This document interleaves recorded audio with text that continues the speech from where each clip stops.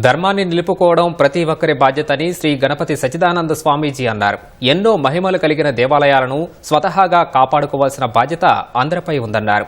ఆంగ్ల సంవత్సర వేడుకలు చేసుకోవడం, కేకులు కట్ చేయడం వంటి కార్యక్రమాలను చేయకూడదని సూచించారు. ప్రతి ఒక్కరూ సంస్కృతి సంప్రదాయాలను పాటించాలని హైందవ శంఖారావం కార్యక్రమంలో పిలుపునిచ్చారు.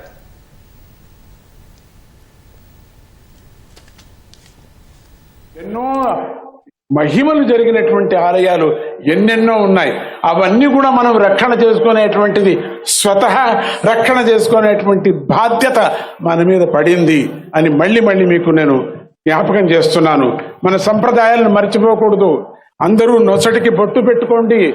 మన సంప్రదాయం అది మనది. భారత భూమిలో మనము కొన్ని కోల్పోతున్నాం. కోల్పోకూడదు. మన హక్కును మనం సాధించుకోవాలా. ఈ హైందవ ధర్మం, ఈ శంఖారావం ఎట్లా వీళ్ళ కార్యక్రమం అనుకుంటున్నారో, వీళ్ళు అనుకున్నారు, సంకల్పం చేశారు, వీళ్లకు జయం కలగని, వాళ్ళకి కలిగితే నాకు కలిగినట్టే కదా జయం, అందరికీ జయం కలగని అని దత్తుడిని నేను వేడుకుంటూ, ఆ జగన్మాతను వేడుకుంటూ, ఇక్కడ అమ్మవారి క్షేత్రంలో ఉన్నాం మనం, అమ్మను వేడుకుంటూ, జై గురుదత్త, శ్రీ గురుదత్త.